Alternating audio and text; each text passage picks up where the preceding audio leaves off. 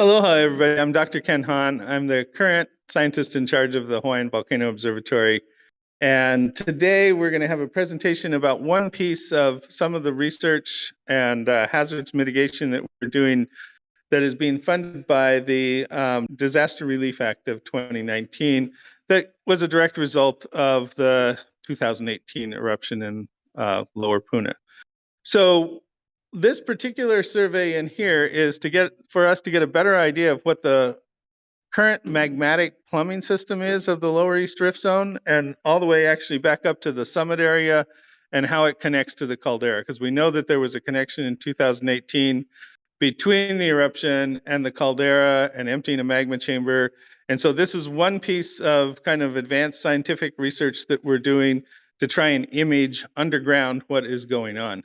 So Dr. Carol Finn, she is from the U.S. Geological Survey in Denver, and she's a geophysicist that has literally worked everywhere in the world, as well and in some other places in the U.S., national parks and things, and also is an expert on imaging things beneath the ice caps in Antarctica. So she's done a lot of really cool stuff. So she's going to tell you how that she is using aeromagnetics and resistivity of the rocks to determine where there are pathways for magma and where there might be molten magma. Well, thank you to everybody online and who's here. One of the things that we want to understand is, well, a lot more about the 2018 eruption and ways to understand the whole plumbing system for magma for Kilauea. So we have a bunch of questions, including how much magma is present in the upper 700 meters or so 2,300 feet of Kilauea. Where are the shallow pathways for magma and groundwater? And how has the magma system changed since 1978? The reason we picked 1978 is that there were surveys flown, geophysical surveys flown in that time period. And then where's the boundary between freshwater and saltwater? So we know that there's saltwater along the coast, and so we want to see those boundaries. Next slide. And so to answer some of these questions, we want to look below the surface with helicopter, electromagnetic, and magnetic data, which I will talk about in more detail. And electrical resistivity models can detect fresh groundwater, magma, seawater, and faults. And magnetic susceptibility models, which you get from magnetic data, show magma conduits and faults, and they can help with the mapping of lava flows and intrusions, which are basically internal lava. What tools do we use? This is a system from a company called SkyTEM, and it has a helicopter and has a big loop with a transmitter coil, a generator, and the TEM stands for time domain electromagnetic receiver. There's pitch and roll sensors and laser altimeters to make sure you can measure what the position of the loop is. We have GPS and a magnetometer. So how does this work? So the generator powers an electric current in the loop, which is the transmitter coil. And the magnetic field induces currents in the ground. And the currents are stronger in magma and water than in lava. And these currents, in turn, generate a secondary magnetic field, which is shown on those black lines there. And the properties of that secondary magnetic field tell us something about the resistivity of the ground. And the other instrument, called the magnetometer, just measures the present Earth field direction. And different rocks, some rocks are magnetic and some rocks are not. In a lot of places, there's a very big difference between volcanic rocks, which are magnetic, and sedimentary rocks, which are not. But you have mostly volcanic rocks here. But there are different variations that we can see. And that can tell us the difference between those and dikes, which are basically magma conduits that can be old ones, so they're frozen, or new ones, and also can image faults. Next one. So for the electromagnetic system, the difference is between, like, if it's a solid lava, it's a very weak signal, and you get a strong signal from magma and water. You can think of like the solid volcanic rocks as being like an insulator, and the magma and water as being a conductor, like a wire. Next. So what does the system look like when it's flying? Can you hit the, I think if you hit forward. Okay. Okay. So this is a video that Katie took yesterday at Kapipala Ranch that shows the helicopter with the loop flying.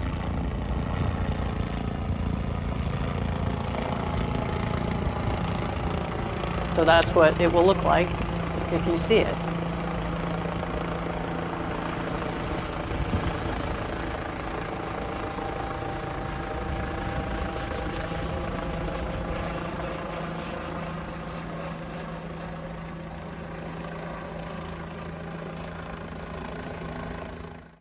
So this is a SkyTEM system on another volcano called Reunion Island in the Indian Ocean.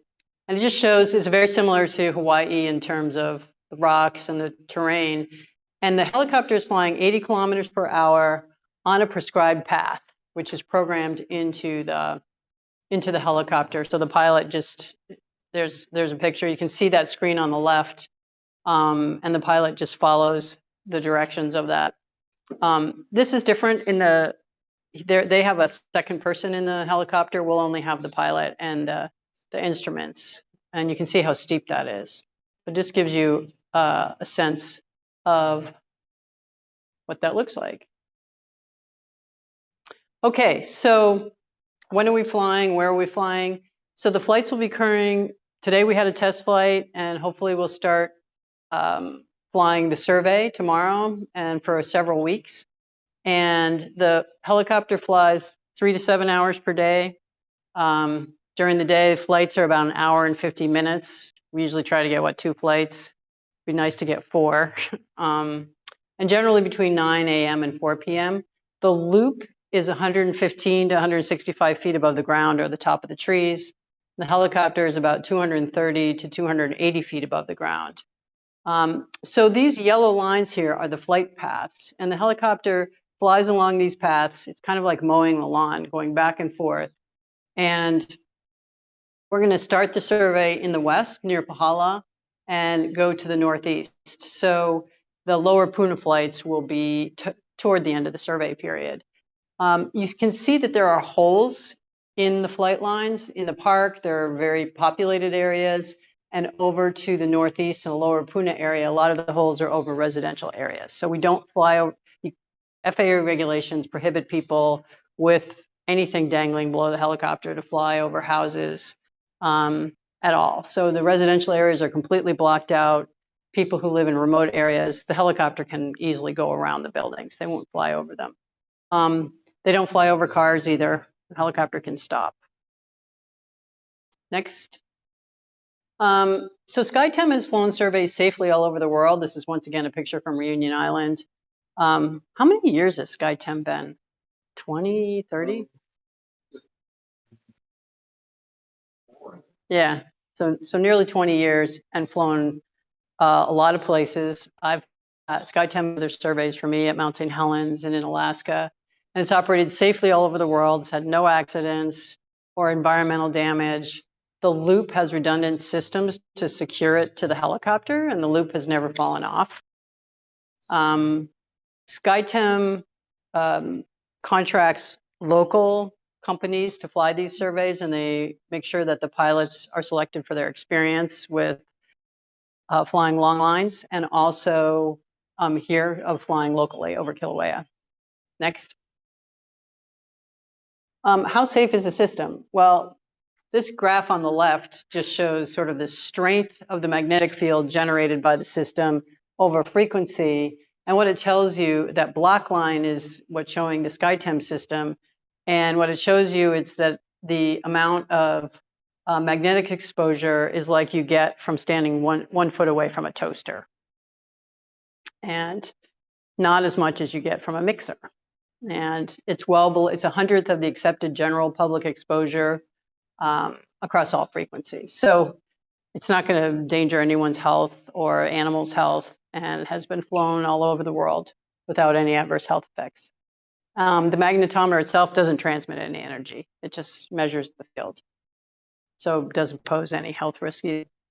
Next.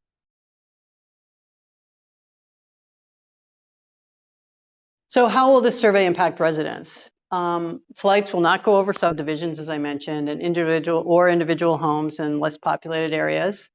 The flight paths will, in general, be only flown once. If there's some data problems, we might have to refly part of a line, but in my experience, we don't do that very often. Nobody likes to do that. So those flight paths, you only see it once. As I mentioned, helicopters will not fly over people or cars. Residents, however, may hear some of the helicopter noise or see the helicopter with a loop.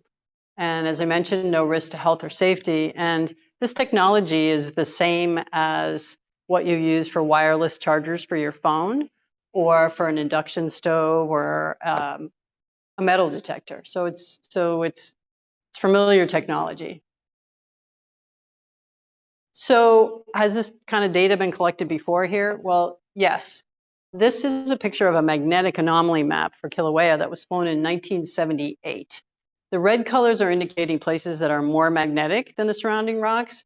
And it's really looking at different kinds of lava flows and intrusions, which are, as I mentioned, lava that doesn't come to the surface. But the interesting thing in this map is really this big red line right here, and going from the summit, Pu'u, and down to here.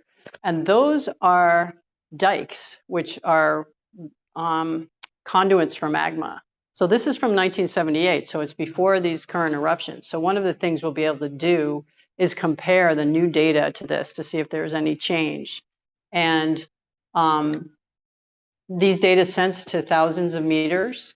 We might be able to see the difference between the old solid, cold dikes and magma. And the new survey will be much higher resolution and would provide a much clearer view of these kinds of features, the dikes, lava flows, faults, and fractures, than this old survey. This is a picture from ground-based, very detailed resistivity data from the western part of the summit. And this view here is at about 150 meters depth. I just want to show you the red colors were interpreted as to be magma in Halimamau. And the right picture, that red blob, is magma. So we know that these kinds of data can image the sorts of things that we want to see. And for example, the magnetic data you can see the things like dikes, and the resistivity data with that will really tell the difference between, magma that's still hot and magma that's cold. Next slide. There was, along with that magnetic survey, there was a resistivity survey of the whole island, but it's very old. You couldn't get depth information. It gave us some general pictures, but one of the things that we could see are those green areas are very low resistivities near sea level. And so that's a place where seawater is underneath the island. And so we'll be able to get a much better picture of this kind of thing with our new data. Next. So these are depth slices from the Galapagos, another place that SkyTEM has flown, that they're using it for to map fresh water supplies. So the top one's at the surface, the middle one is at 80 meters depth, so about 260 feet, and then the deeper one is at 525 feet. And the yellow and green colors on this map are showing where there's fresh water, and you can see how it changes as you get deeper. But then you also see the dark blues showing up at the coast in the deeper levels, and those are salt water. So these are the kinds of pictures we'll be able to see. Next one. The last slide is a cross section, which is how we often look at these data. So it'd be like looking at this wall with, as if it were depth. And this is from a really recent survey in Reunion Island, where you saw the helicopter flying. And it just shows the kinds of things that we can see. So all of those red colors on the top are very electrically resistive rocks. They're old. And then the blue and yellow, the bluish colors are where there is water. And in the bottom, they make a interpretation. The yellow is where there's shallow aquifers, and the blue lines show where there's groundwater. So it's just showing you that these are surveys are used very commonly in these sorts of islands, generally speaking, for water, looking for fresh water. And the depth penetration for this kind of data is 2,000, 2,300 feet if it's very resistive, and shallower if we hit magma or water, it won't be as deep. Next. So what are the benefits of doing this kind of work? So the results of this project will help image shallow magma and groundwater pathways to the surface. There's still magma down here in this area. We don't know, and we'll be able to see that. We're also using it to inventory fresh water supplies and to detect shallow changes in the magmatic system since 1978. Next. Also, we're going to be, weather permitting and everything else, we'll be flying the crater, the summit crater, on Monday.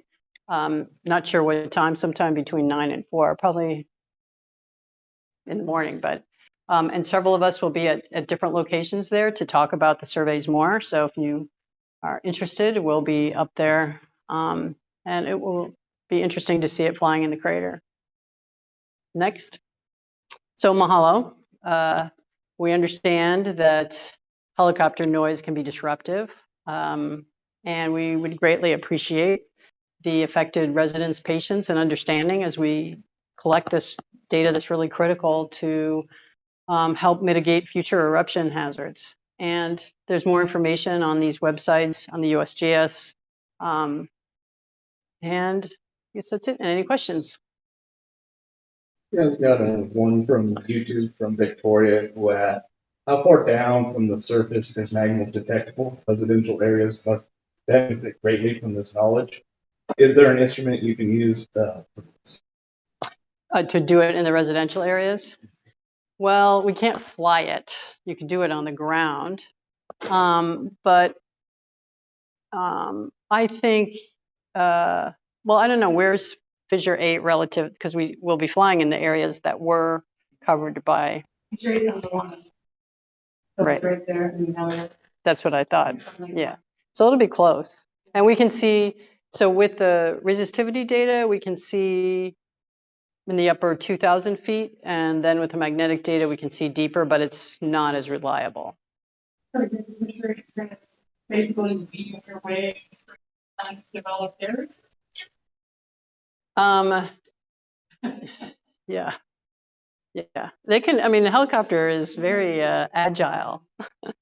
If you're flying over from the lead. Seeing, it's pretty much straight down. I mean, it's the footprints. Yeah, I mean the footprints what, like 100 meters or so, and so we don't get like huge amounts of detail.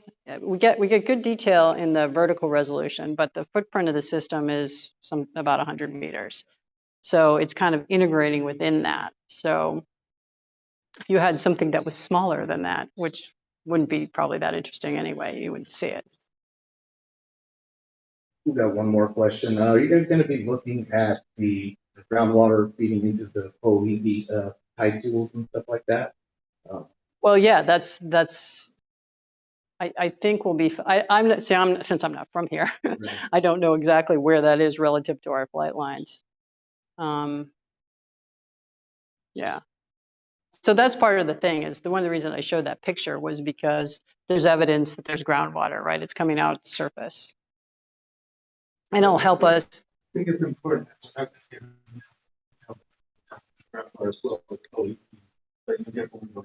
Yeah. It's kind of like, sort of like I mean, if you're thinking of a city, it's kind of like seeing the city water supply. I can't tell the difference. I mean, I can see the line coming into your house, but I can't tell the difference between your kitchen and your bathroom in terms of detail. Is this going to be generated in some kind of map or something like that for public release? Oh, yes. So there'll be, we release all the data and the models, and we write papers, and there'll be communications through the USGS Science Communications Office in addition. And sometimes these kinds, like even if you write a scientific paper, sometimes they get a lot of press, and so then there's all of these articles written out by Newsweek or Wired magazine or From flying the chopper to publication, what are you looking at in terms of timeline, just ballpark, year to year? yeah, year, 2 years, something like that. I mean, we get the data a month to a few months after we fly, and it's to crank through this. We're pretty good at it now to crank through the data. Will take a while, but there's quality assurance that goes on every day. So we will see some of the preliminary data during the survey period. So I do have one more asking for a little bit of clarification about, since Kapōhō and the areas that were basically covered in 2018 aren't showing us having time dedicated for them to be flown, when would they be flown? Just after everything else, or? the areas that were covered, Yeah. Maybe that- yeah, we just can't fly over the houses. Yeah, all of that, all this, the coverage, everything that's covered is being flown by the flight lines. These are good questions. I think there's two different maps, what they're looking at. There's this map, and then there's another map that stops around Pu'u, showing the map. Survey. Well, yes, initially, when they were designing the survey, the first maps that came, they had just taken the old residential areas that had streets on it, so they put a hole there, and so since then, I've told them, so all of the areas that are covered are being flown. Well, thank you, I appreciate it.